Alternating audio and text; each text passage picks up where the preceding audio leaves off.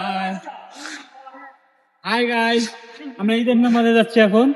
আসসালামু আলাইকুম everyone, welcome to my Facebook page. তো কেমন আছো তোমরা? বরাবর মতো নতুন একটি ভিডিওতে হাজির হয়ে গেলাম আমরা। আজকে ঈদ অনেক ভালো লাগতেছে, কারণ একটা মাস রোজা রাখার পরে আজকে সেই আমাদের ঈদ চলে আইছে। তো আমরা সবাই সকালে রেডি হইয়া নামাজ পড়তে আসলাম, বাট এইখানে নামাজ শুরু হবে 10টার সময়, আর আমরা আইসি আরও 30 মিনিট আগে। এইখানে সবাই বইসা হুজুরের কথা শুনতেছে। এখানে অনেকেই আছে, এখানে বাবাও আছে। তো আমরা ওই পাশ থেকে এই পাশে আসলাম, কারণ ওইখানে আপনার অনেক সময় লাগবে। তো এখানে আমাদের ফাহিম কবির ভাইয়ের কাছে টাকা চাচ্ছে।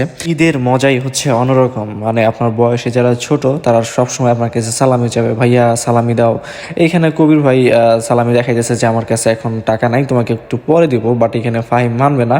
আর এটা আমাদের ফুড প্লেস। তো এইখান থেকে দেখি যে দুলা ভাই আর সাদমান বাসায় চলে যাচ্ছে, কারণ ভাই আগেই নামাজ পড়াইছে। বিশ্বাস করেন রাসেল ভাই, ঈদের মজা এদের এই ছোট ছোট বাচ্চা যারা আছে তাদের কোনো চিন্তা জ্বালা কিচ্ছু নাই। ঈদের দিন সালামি পাইছে, ওই টাকা নিয়ে এই যে ফুড প্লেসে চলে আইছে।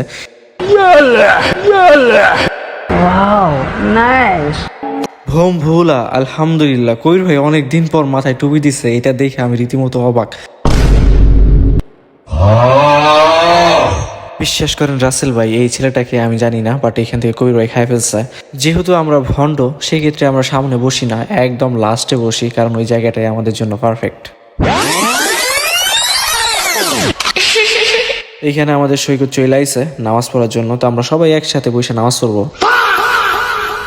এখানে সবাই একের পর এক চলে আসতেছে, কারণ সবাই আমরা একসাথেই বসি, কারণ সবাই আমরা ভণ্ড, তো তার জন্যই আর কি। খাও না, তোমাকে মনে করো দুনিয়ায় কেউ নেই। উপস্থিতি হলেন আমাদের শ্রদ্ধেয় বড় ভাই প্রিয় নেতা। এসেছো সেই তুমি বাড়িয়ে দিতে হাত দিন দুঃখীর বিপদে।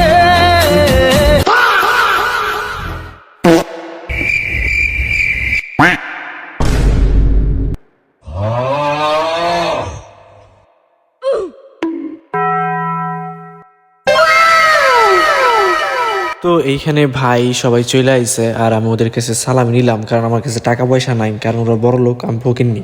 যতই ফকিন্নি হই, বাট সৈকতকে আমি প্রত্যেক বছর 500-1000 টাকা সালামি দেই। এইখানে আমি সৈকতকে 500 টাকা দিলাম। আর সিয়াম আমাকে অনেক আগেই বলছিল যে আমার এইবার ঈদের সালামি লাগবে, তো ওকে আমি 100 টাকা দিলাম। টাকা পাওয়ার পর সবাই অনেক খুশি, বাট আমি বর্তমান ফকির কমিটির চেয়ারম্যান। তো এইখানে আমাদের নামাজের সবাই প্রিপারেশন নিচ্ছে, এখন নামাজ শুরু হয়ে যাবে। এই খাবার না যখন আমি প্রথমবার খাইছিলাম,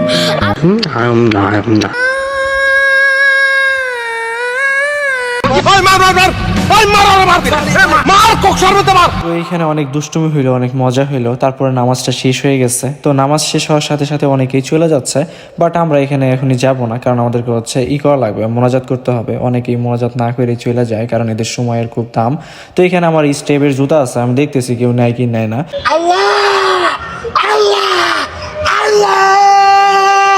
তোমার কাছে করে ধরে মিনতি।